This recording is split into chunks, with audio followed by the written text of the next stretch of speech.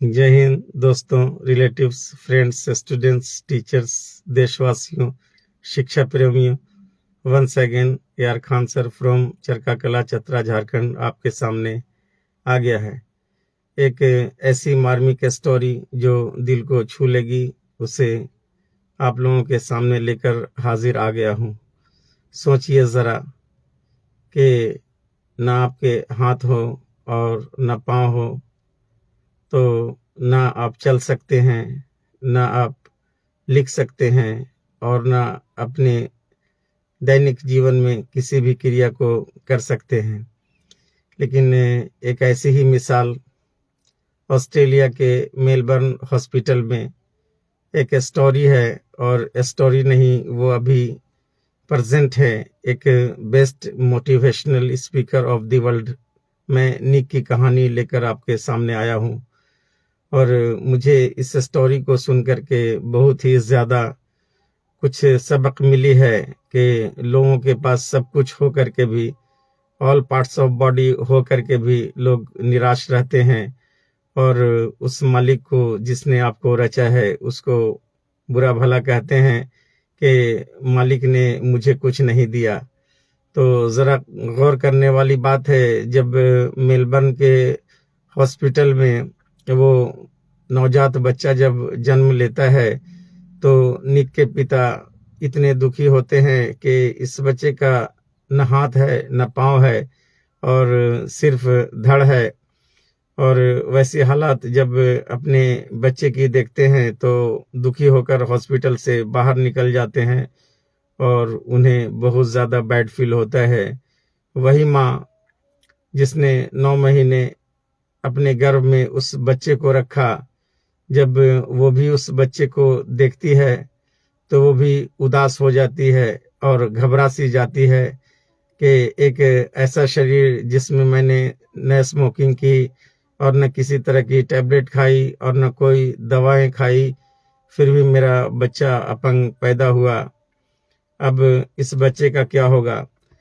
लगभग 4 महीने तक वही माँ अपने बच्चे को गोद में उठाने से डरती रही, और धीरे धीरे वो बच्चा निक, जिसका नाम उसके माता पिता ने दिया, तो वही बच्चा जब कुछ बड़ा हो गया तो वो अपने माता पिता से पूछता है कि why did God make me like this, why did God make me like this, मुझे मालिक ने ऐसा क्यों बनाया।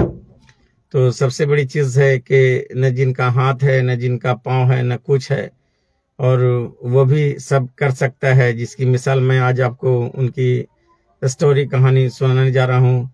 लेकिन ज़्यादातर लोग यही बोलेंगे कि न जिनका हाथ है, न जिनका पाँव है, वो ज़िंदगी में कुछ भी नहीं कर सकते, नामुमकिन है। लेकिन आज वही इंसान दुनिया को और लाखों लोगों को एक अजूबा दिखा रहा है। No arms, no legs, no foot, no hands, but he did a lot for the world. He did a lot for the world. Australia में एक ऐसा अपंग बच्चा जिसे देखकर उसके माता पिता हॉस्पिटल से बाहर निकल गए। माँ गोद में लेने से, लगभग 4 महीने उठाने से डरती थी। फिर भी किसी तरह माँ है, किसी तरह से तो उसका पालन पोषण की ही, लेकिन उसे डर लगता था कि मैं इसे पकड़ूं तो कहाँ से पकड़ूं। तो बच्चा जब बोलने लगा तो पूछा क्या कि Y God make me like this, मालिक ने मुझे क्यों ऐसा बनाया। स्कूल के बच्चे, जब वो बच्चे स्कूल जाने लगा तो स्कूल के बच्चे उसे देखकर हंसते थे, और कुछ बच्चे उसे एलियन समझते थे। तो कोई दोस्त उसे बनाना नहीं चाहता था, क्योंकि उसके पार्ट्स ऑफ बॉडी नहीं थे, और न उसके हाथ थे, न उसके पाँव थे, सिर्फ एक पाँव में एक पंजा था, उसके पाँव में एक पंजा था। और एक दुनिया की मिसाल है, आप उन्हें देख भी सकते हैं, उनकी और स्टोरी में सुना रहा हूँ। स्कूल के बच्चे घबराते रहे, और एक दिन इतना ही ज़्यादा निक तंग आ गए कि उन्होंने सोचा कि मैं क्यों ना सुसाइड कर लूँ, कई बार पानी के पास गए, उन्होंने सोचा कि मैं डुबकी लगा करके मर जाता हूँ, लेकिन एक नई जिंदगी की शुरुआत उसी सोच से हुई। उन्होंने सोचा कि अगर मैं मर गया तो मेरे माता पिता का क्या होगा, मेरे माता पिता बहुत दुखी होंगे। चलो ना, क्यों मैं एक नई प्रयास करता हूँ। मुझे मालिक ने हाथ नहीं दिए, पाँव नहीं दिए, लेकिन मेरी सोचने समझने की तो शक्ति है। तो no limitation of the parts of body और लिमिटेशन ऑफ योर माइंड। तो कहा जाता है कि आपका दिमाग का लिमिटेशन सही होना चाहिए। और पार्ट्स ऑफ बॉडी नहीं रहने के बाद भी बहुत सारे लोगों ने जो है पूरे विश्व में कीर्तिमान स्थापित किया है, बहुत सारे लोग हैं। तो निक ने उसी हाथ के पंजे से लिखना शुरू किया और लिखते लिखते लिखते इतना ही ज्यादा प्रैक्टिस किया कि उस प्रैक्टिस से जो है बेस्ट राइटर बन गए। और वो अपने माता पिता को मिसाल दिखा दिए कि मुझे उसी पाँव में जो पंजा लगा है मैं उससे लिख सकता हूँ। तो सोचा कि होगी न कुछ वजह जो मुझे ऑलमाइटी ने पैदा किया, और मुझे पैदा करने की कुछ न कुछ तो खास वजह होगी। यही सोचकर उन्होंने सुसाइड के इरादे को बदल दिया और उसी पंजे से उन्होंने लिखना प्रारंभ कर दिया। उसी पंजे से लिखना प्रारंभ कर दिया और उन्होंने कई पुस्तकें भी लिखी। और अपने उसी धड़ से, बताइए, न हाथ है न पाँव है, लेकिन अपने उसी धड़ से अपनी बॉडी को पानी में डालना शुरू किया। बार बार गोता लगाते, जंप करते, और धीरे धीरे उन्होंने स्विमिंग भी सीख ली, तैरना भी सीख लिया और तैराकी सीख ली, लिखना सीख लिया। एक दिन ऐसा आया कि 17 साल की उम्र में उसी स्कूल में उन्हें स्पीच देने का मौका मिला। उसी स्कूल में जिस स्कूल में बच्चे उनसे डरते थे, बच्चे उन पर हंसते थे और कोई उनका दोस्त बनना नहीं चाहता था। जब उन्होंने स्पीच देना शुरू किया तो ऐसी आप बीती स्टोरी सुनाई कि सारे स्कूल के बच्चे रोने लगे, सभी इमोशनल हो गए। तो उसी जगह पर और उसी पंजे के जरिए फिर उन्होंने कंप्यूटर चलाना शुरू किया और कंप्यूटर चलाते चलाते एक बेस्ट कंप्यूटर ऑपरेटर बन गए। 43 पर मिनट की स्पीड से उन्होंने टाइपिंग भी करना शुरू कर दिया। सोचिए, हम लोगों के हाथों में 5 और 5 10 उंगलियां रहती हैं, फिर भी हम लोग 43 की स्पीड में कुछ ही लोग दक्षता हासिल किए हुए हैं। तो सोच लीजिए कि और फिर एक ऐसा मौका मिला कि हमारे देश भारत में उन्हें विशाखापट्टनम में बुलाया गया। लगभग 1 लाख की भीड़ में उन्होंने कहा कि no arms, no legs, no foot and I do not have a complete parts of body. और बगैर हाथ का, बगैर पाँव का कोई इंसान जब इतिहास रच सकता है तो आपके पास शरीर के सभी अंग हैं, आप क्या नहीं कर सकते। तो कहना यही है कि आज जो शिकायतें हैं हमें ऑलमाइटी से कि मुझे मालिक ने ये नहीं दिया, वो नहीं दिया, इन सारी शिकायतों की लिस्ट को फाड़ करके फेंक दीजिए। ये हम लोगों के अंदर एक कमी है जो हम लोग सोच रहे हैं, हम लोग करना नहीं चाहते। बगैर हाथ बगैर पाँव का इंसान निक आज इतिहास रच सकता है, दुनिया का हीरो बन सकता है। तो क्या हम हाथ पाँव रख करके और कंप्लीट पार्ट्स ऑफ बॉडी रख करके हम लोग कुछ नहीं कर सकते? तो incomplete parts of body can do and to become a hero of the world. तो पता है हम लोगों को अगर किसी एक जगह पे अपॉइंट मिल जाता है तो पूरी दुनिया में या पूरे गांव में, अपने इलाके में ऐलान करते रहते हैं कि मुझे इस जगह पे अपॉइंटमेंट मिला। 70 से अधिक देशों में उनका पासपोर्ट और वीजा मिला और 70 से अधिक देशों में एज ए मोटिवेशनल स्पीकर निक घूमे, लेकिन जरा सा प्राउड नहीं है। तो उनकी बातों से हमें सीख तो जरूर मिलती है कि अगर हमारे पार्ट्स ऑफ बॉडी नहीं हो और हमारा मस्तिष्क सही हो तो सारा खेल हमारे दिमाग का है। हम अपने दिमाग का यूज नहीं कर सकते हैं और नहीं कर पा रहे हैं properly. If we use properly our mind and do continue in our duty and continue in our job, that will be convert and change into our best life. तो दुनिया की अच्छी जिंदगी में हम लोग शामिल हो सकते हैं। तो Nick can do without parts of body, and we have a complete parts of body, so we can do. If we are not doing as well as that means it's a very shame। ये बहुत शर्म की बात है कि बगैर parts of body के इतने बड़े नाम दुनिया में पैदा कर दिए और हम शिकायतें लेकर के बैठे हैं।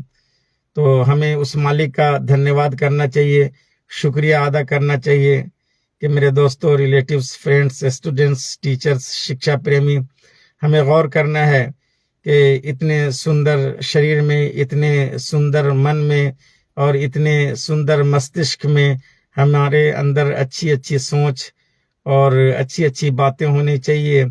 सच्चाई के रास्ते पर चलना आना चाहिए, लोगों के साथ भलाई करना चाहिए, उपकार करना चाहिए। मैं आप लोगों से कहना चाहता हूं कि जो लोग नेक काम नहीं करते, जो लोग किसी के काम नहीं आते, जो भलाई नहीं करते, जो सच्चाई के रास्ते पर नहीं चलते, जो इलीगल ढंग से पैसे कमाते हैं, उनका पैसा इलीगल ढंग से ही चला जाता है। जिस तरह का पैसा होता है, जिस तरह का धन होता है, उसी तरह से चला जाता है। हो सकता है एक पिता ने कमाया, पिता की जिंदगी में वो पैसे काम आए और पिता कुछ दिन तक क्षण भंगुर मैग्नेट की तरह जो पंखे में बनता है, तो जब हम लोग उसमें इलेक्ट्रिक करंट देते हैं तो कुछ देर के लिए फैन के अंदर मैग्नेट बनता है, चुंबकीय तरंग बन जाते हैं, और फिर जब लाइट कट जाता है तो उससे मैग्नेटिक पावर खत्म हो जाता है। उसी तरह हमारे गलत ढंग से कमाए हुए पैसे हमारे जिंदगी में कुछ देर तक तो खुशियां ला सकते हैं, लेकिन सदाबहार नहीं हो सकते। जैसे मुकेश रफी और लता बेस्ट सिंगर सेलिब्रिटीज जो हैं हमारे देश के, उनके गानों की तरह सदाबहार तो हो नहीं सकता। और लोग मुझे अच्छे नाम से भी नहीं जानेंगे, हम सबको अच्छे नाम से नहीं जानेंगे। लोग हमारे बच्चों को कहेंगे पैसा तो तुम्हारा पिता कमाया, लेकिन इलीगल ढंग से कमाया, लोगों को जुल्म करके सता करके पैसे कमाया और 2 नंबर से पैसे कमाया। तो क्यों ना हम लोग मेहनत करके अच्छे ढंग से, ईमानदारी से पैसे कमाएं कि आने वाली पीढ़ी और आने वाले लोग जब आपके बच्चे को सड़क पे देखें तो अच्छे नाम से देखें। और हो सकता है कि आपका बच्चा गरीब ही हो, लेकिन लोग हाथ बढ़ा करके उसकी मदद करेंगे, उसकी सहायता करेंगे और कहेंगे कि ये एक बहुत अच्छे इंसान का बच्चा है।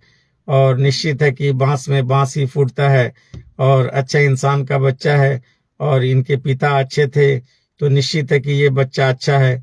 तो लोग उस बच्चे को लाइक करेंगे, उस बच्चे को गोद में उठा करके प्यार करेंगे, गिरता होगा तो उठा देंगे। लेकिन सोचिए कि जिन्होंने गलत किया है और जिन्होंने दुनिया को सताया है, टीज किया है, एक तो मरणोपरांत भी लोग कहेंगे कि अच्छा हुआ कि वो चला गया, धरती का बोझ था। लेकिन लोग अच्छे कर्म वाले को कहेंगे कि बड़ी अफसोस की बात है, जब उनसे मिलता था तो उनकी जुबान शीरी थी, जुबान मीठी थी और जब भी बातें करते थे तो अच्छी अच्छी बातें करते थे। भगवान उनकी आत्मा को शांति दे। और मुसलमान भाई कहेंगे कि उनको जन्नतुल फिरदौस में मकाम अता हो, बहुत नेक आदमी थे, वो स्वर्ग में होंगे। तो स्वर्ग में कहाँ से आए मच्छर, मैं क्या करूं, कहा जाता है कि एक शख्स ने, एक इंसान ने पूछा क्या स्वर्ग होता है? तो मैं इस वीडियो के ही माध्यम से उनको जवाब दे दूं कि अगर स्वर्ग नहीं होता तो स्वर्ग का नाम ही क्यों होता? अगर जन्नत नहीं होती तो जन्नत का नाम ही क्यों होता? अगर दुनिया है तभी तो दुनिया का नाम है। तो सबसे बड़ी चीज है कि गौर यही करना है कि जो हमारी पीढ़ी दर पीढ़ी हमारी पुस्तकें, हमारी ग्रंथें, धार्मिक पुस्तक, पवित्र पुस्तकों में जो लिखा हुआ है अच्छे कर्म का अच्छा फल मिलेगा, तो भाई कहाँ कब मिलेगा? यहाँ तो हम लोग डेमोलिश हो जाते हैं, कब्रों में जा करके तो दुनिया देखती है कि हमारी हड्डियां खत्म हो जाती हैं, शरीर खत्म हो जाते हैं और दाह संस्कार होने के बाद तो शरीर जल के खाक हो जाता है। तो जो हमें अपनी माँ के पेट में एक लिक्विड और वाटर से हमारी आकृति बना सकता है, हमारी संरचना कर सकता है, हम लोगों को कंस्ट्रक्ट कर सकता है, 9 महीने तक जो है माँ के नॉवेल के सोर्स से जो है हमें खिला सकता है, और वो भी मुंह में नहीं, नॉवेल टू नॉवेल कनेक्ट कराता है। वो चाहता तो वो हमारे मुंह को अशुद्ध कर देता है ना, वही गंदा खून हमारे मुंह में जाता, लेकिन मुंह को पवित्र रखा, मुंह को शुद्ध रखा। और हम दुनिया में रह करके जो है उसमें शराब डाल देते हैं, उसमें गंदगी डाल देते हैं, और फिर अपने आप को अपवित्र कर लेते हैं। तो आप बताइए, वो हमारे जुबान को, हमारे मुंह को लॉक रखा, नॉवेल टू नॉवेल खिलाया। तो one can feed in the womb of mother, one can feed in the womb of mother, जो माँ के गर्भ में खिला सकता है। तो वो तो रज़ाक है, रिज्क देने वाला है, हम सभी को खिला देता। अगर आदमी के हाथ में हो जाता कि सिर्फ आदमी दुनिया को खिलाता, तो किसी को खाने नहीं देता। दो चीजें हैं, मृत्यु और जीवन, और प्लस दौलत और इज्जत और शोहरत, सब मालिक अपने हाथ में रखा। कोई सारी दुनिया चाह के भी किसी को इज्जत देना चाहे तो उसे इज्जत नहीं मिल सकती। कोई सारी दुनिया चाह के उसे जलील करना चाहे तो जलील नहीं कर सकती, क्योंकि इज्जत और जिल्लत देना उसी का काम है, दौलत देना उसी का काम है, रिस्क देना उसी का काम है।